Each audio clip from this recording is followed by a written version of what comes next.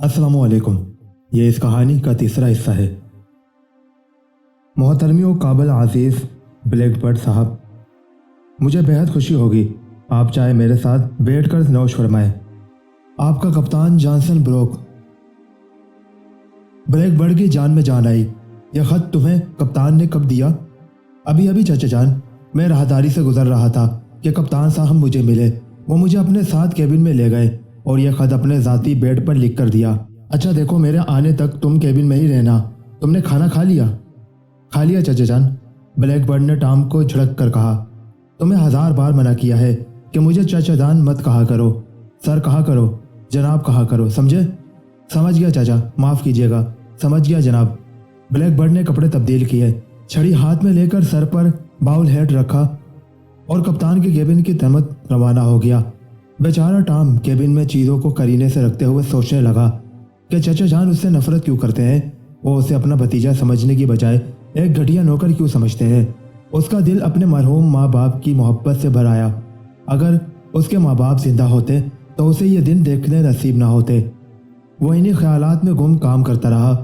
उधर mister black bird ने कप्तान के केबिन के बाहर खड़े होकर दरवाजे पर आहिस्ता से दस्तक दी।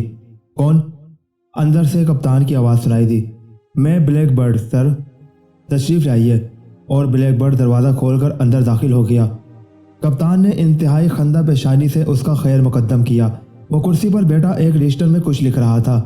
ब्लैक बर्ड की आमद के साथ ही उसने रजिस्टर बंद कर दिया और उठकर हाथ मिलाया। तशरीफ़ रखिए मिस्टर ब्लैक बर्ड। शुक्रिया कप्तान साहब। ब्लैक बर्ड सुनहरी फूलदार हाशते वाले सोफे पर बैठ गया। केबिन की गोल आईनी ढकने वाली खिड़की खुली थी, जिसमें से समंदर की ठंडी हवा अंदर दाखिल हो रही थी। कप्तान ने घंटी बजाई, नौकर को चाय लाने का कहा और ख़ुद मिस्टर ब्लैक बर्ड के पास बैठकर बातें करने लगा। ब्लैक बर्ड ने मुस्कुराकर कहा, खुदावंद का बड़ा ही शुक्र है कि जहाज़ खैरियत के साथ केप गुड होप के ख़तरनाक समंदर से निकल गया। हाँ मिस्टर ब्लैक बर्ड, हमें हर हालत में खुदा का शुक्र अदा करना चाहिए। आप शायद पहली बार मेरे जहाज़ पर सफ़र कर रहे हैं। मैं इन समंदरों का आदी हूँ। तभी मुसाफिरों को आप जैसे माहिर और तजुर्बाकार कप्तान पर बड़ा फ़ख्र है। किसी मुसाफिर ने भी एक लम्हे के लिए परेशानी का इजहार नहीं किया। ब्लैक बर्ड कप्तान की खुशामद करके उसे खुश कर रहा था, वगरना हकीकत यह थी कि जहाज़ जब साहिली चट्टानों के दरमियान से गुजर रहा था तो सबसे ज़्यादा वही परेशान था। मिस्टर ब्लैक बर्ड, समंदर को कोई एतबार नहीं। यह एक मोहब्बत करने वाली माँ की तरह भी है और एक जालिम दुश्मन भी है। हमें समंदर से ज़्यादा कप्तान की शफकत पर भरोसा है। ब्लैक बर्ड ने मुस्कुराकर कहा। कप्तान अपनी तारीफ पर खुश हुआ। इतने में खुशपोश बेरा चांदी के कीमती सेट में चाय ले आया। कप्तान ने चाय बनाई और दोनों इधर उधर की बातें करने लगे। गोल खिड़की में से समंदर की जानिब से हवा आ रही थी। कप्तान चाय की दूसरी प्याली बना रहा था कि अचानक वो यूं चौंका जैसे फिजा में कुछ सूंघ रहा हो। फिर इसके चेहरे पर एक तासुर पैदा हुआ। ब्लैक बर्ड ने भी इस तब्दीली को महसूस किया। खैर तो है कप्तान साहब। फिजा में तूफान की बू है और इसके साथ ही जहाज़ आहिस्ता आहिस्ता एक तरफ को डोलने लगा और साथ ही खिड़की में से आती हुई धूप गायब हो गई। बादलों का एक गिलाफ सा सूरज के आगे आ गया था। शायद तूफान आ रहा था। इतना कहकर कप्तान उठा और ब्लैक बर्ड से माजरत करके केबिन से बाहर निकल गया। कप्तान तेजी से डेक पर आ गया। उसने आसमान की तरफ नजरें उठाई। बादलों का एक तूफान आहिस्ता आहिस्ता आगे बढ़ रहा था। फिजा में खौफनाक तूफान के आसार थे। हवा की रफ्तार में भी तेजी आ गई थी। दूर बादलों में बिजली बार बार चमक रही थी। कप्तान ने फौरन हुक्म दिया कि जहाज़ को 90 डिग्री शुमाल मगरिब की तरफ मोड़ दिया जाए।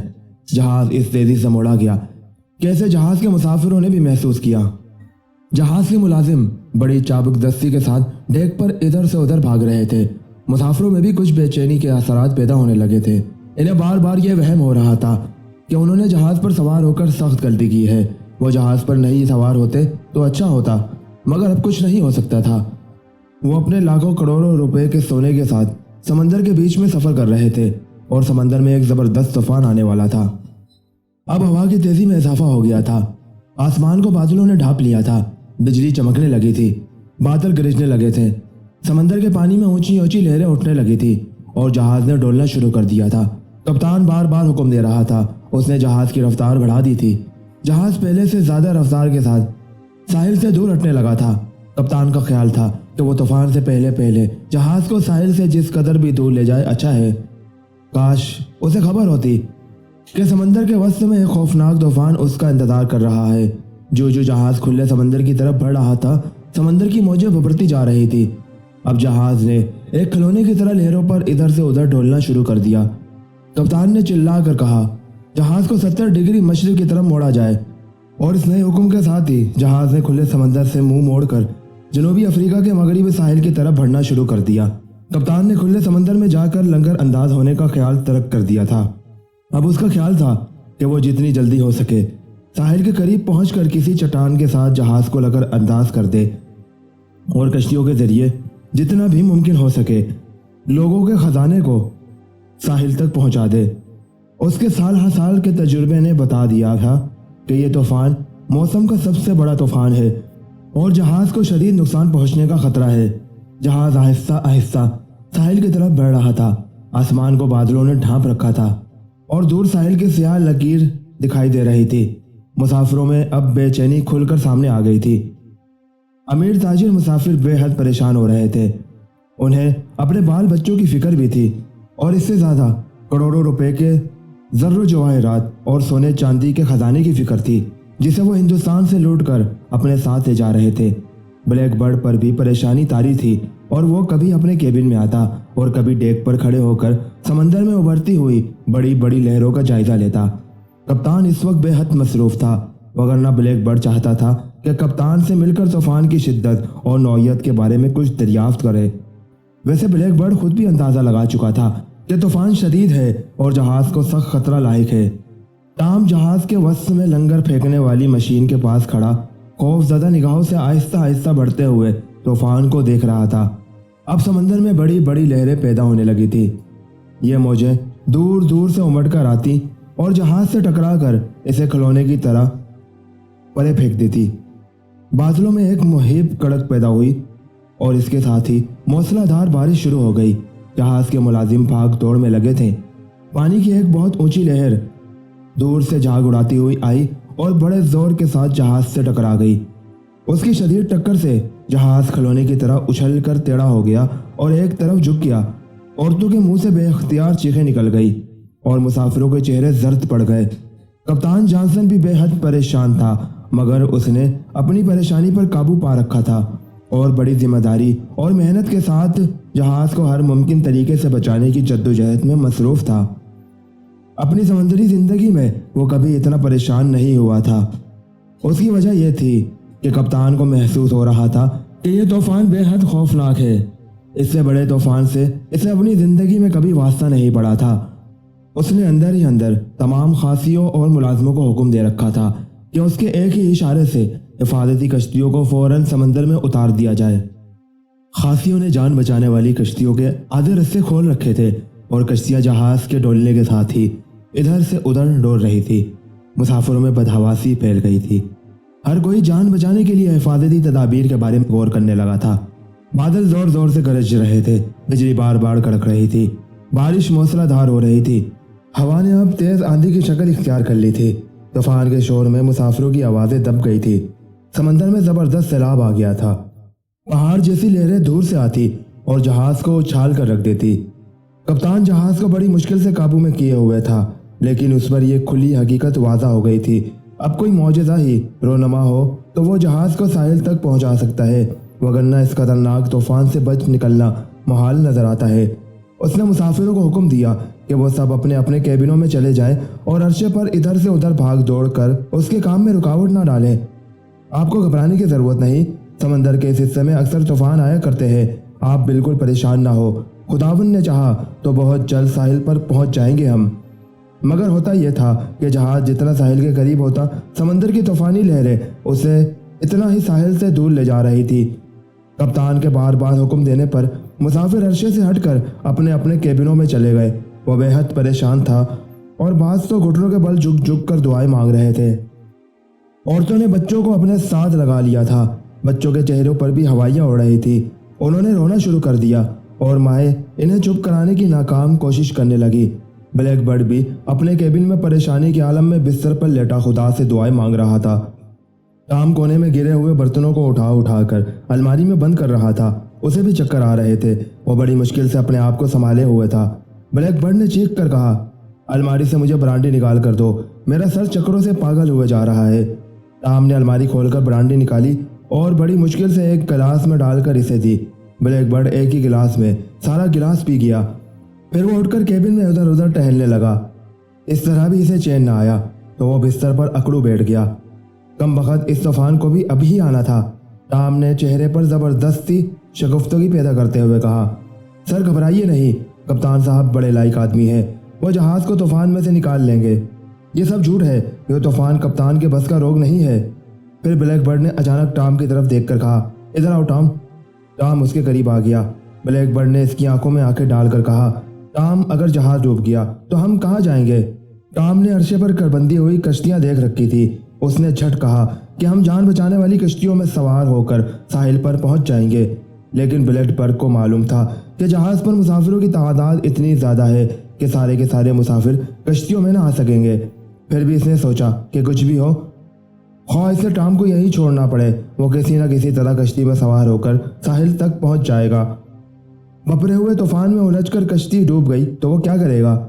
उसकी तो सारी उम्र की कमाई, लाल और कीमती याकूत उसके साथ ही समंदर में डूब जाएंगे। फिर उसने ख्याल में देखा कि उसकी कश्ती एक चट्टान से टकराकर पाश हो गई है और वो पानी में गोते खा रहा था। ब्लैक बर्ड का सांस रुकने लगा।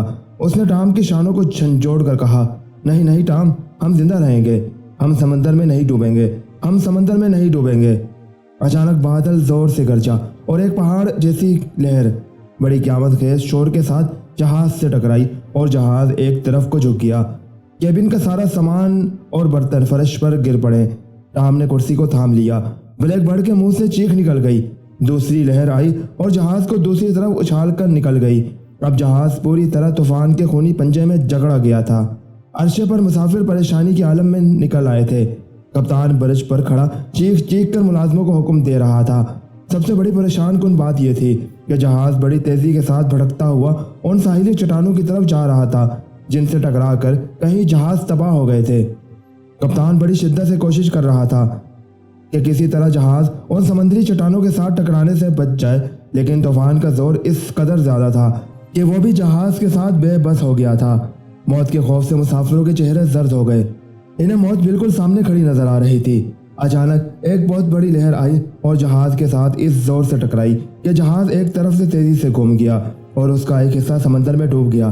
कश्तियां पानी में उतार दो और जहाज छोड़ दो। कप्तान के इस हुक्म के साथ ही हर तरफ भगदड़ मच गई। कश्तियां पानी में उतार दी गई और घबराए हुए मुसाफिरों ने इनमें छलांगे लगाना शुरू कर दी। कई मुसाफिर समंदर में डूबकर हलाक हो गए। जहाज के मसूल टूटकर गिर पड़े और इसके नीचे दबकर कहीं मुसाफिर बढ़ गए। हर तरफ एक क़यामत बर्पा हो गई। जहाज तेजी के साथ समुद्री चट्टानों की तरफ बढ़ रहा था और फिर वही हुआ जिसका कप्तान को डर था। देखते ही देखते जहाज एक बहुत बड़ी चट्टान के साथ टकरा गया। एक जोरदार धमाका हुआ और जहाज के दो टुकड़े हो गए। मुसाफिर खिलौने की तरह समंदर में गिरने और डूबने लगे। चीखों पुकार से एक कहराम मच गया। जहाज देखते ही देखते डूब गया। ईस्ट इंडिया कंपनी के इस कदर अजीम शान और मजबूत जहाज को समंदर की बड़ी बड़ी मौजों ने निगल लिया।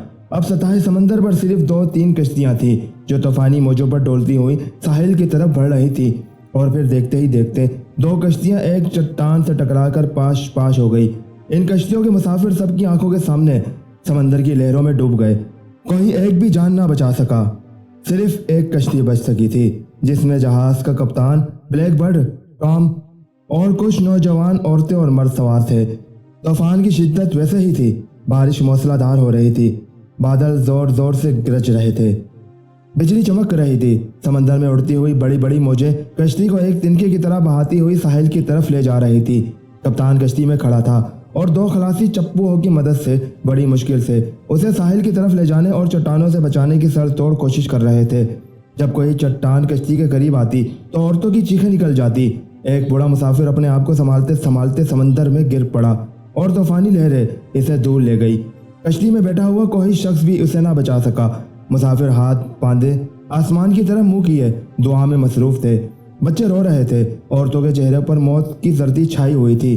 कप्तान का हौसला बुलंद था। जहाज के गर्क होने का उसे बेहद सदमा था। सबसे बढ़कर मुसाफिरों को यह सदमा था कि उनकी करोड़ों रुपए की मालियत की जायदाद जहाज के साथ ही समंदर में गर्क हो गई थी। अब साहिल बहुत करीब आ गया था। ایک بہت بڑی لہر نے اچھل کر کشتی کو ساحل پر لا پھینکا۔ مسافر کشتی سے نکل کر ساحل کی ریت پر گر پڑے۔ یہ تھا اس کہانی کا تیسرا حصہ۔ ڈوبتے جہاز کے راز کے اس کہانی کے چوتھے حصے کے ساتھ اگلی ویڈیو میں ملاقات ہوگی۔ اللہ حافظ۔